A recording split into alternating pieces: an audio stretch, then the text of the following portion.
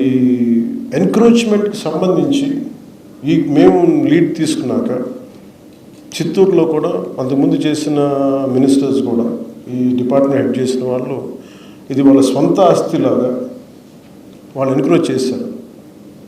మాకు ఒకటే ఏమనిపించిందంటే, ఇంతమంది ఉన్నతాధికారులు ఉండి డిఎఫ్ఓ స్థాయిలో కావచ్చు, దానికి మించిన బీట్ ఆఫీసర్స్ కావచ్చు, ఎవరు కూడా దాన్ని ఎందుకు హైలైట్ చేయలేకపోయారని అనిపించింది.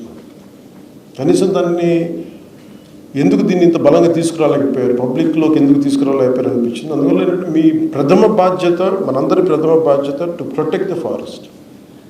ఇప్పుడున్న 22%లోనే పచ్చదనం తక్కువ ఉంది, దాన్ని ఒకటి డెవలప్ చేయడం. 2 డీనోటిఫైడ్ ఫారెస్ట్లో మనం కూర్చోబెట్టి ఇంకో 31% పెరిగింది. మన టార్గెట్ 2047కి ఇట్ షుడ్ బి 50%.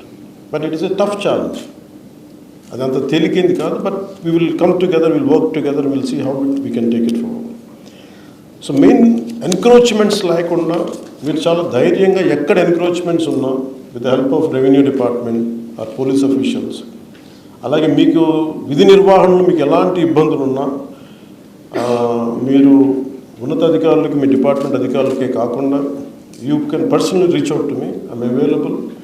అలాగే సిబ్బందిని నియామకాల్లో కూడా ఎక్కడా కూడా పారదర్శకతే పాటించాం. ఇక్కడ మెరిట్ ఓరియంటెడ్ సిఫార్సుల్ని అసలు వదిలేసి మెయిన్ మెరిట్ ఓరియంటెడ్ ఎఫెక్టివ్, ఎలాంటి కొంతమంది సిఫార్సులు వచ్చినాయి కానీ వాటన్నిటిని దాటి చేస్తూ ఉన్నాం.